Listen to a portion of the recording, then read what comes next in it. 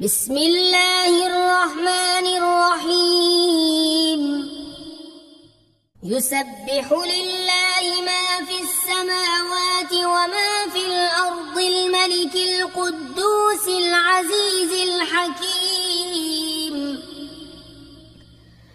هو الذي بعث في الأميين رسولا منهم يتلو عليهم آياته ويزكيهم ويعلمهم الكتاب والحكمة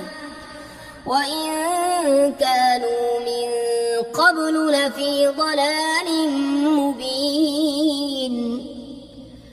وآخرين منهم لما يلحقوا بهم وهو العزيز الحكيم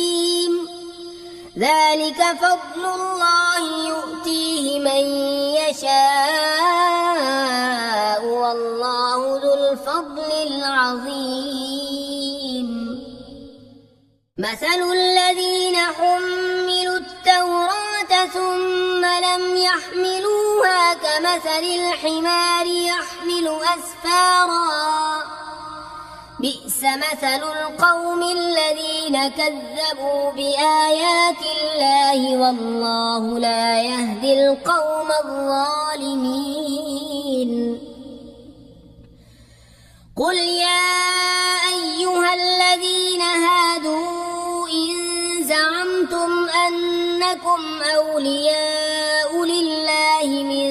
دون الناس فتمنوا الموت إن كنتم صادقين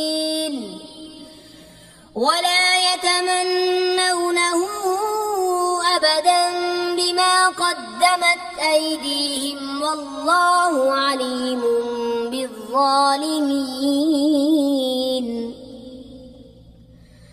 قل إن الموت الذي تفرون منه فإنه ملاقيكم ثم تردون إلى عالم الغيب والشهادة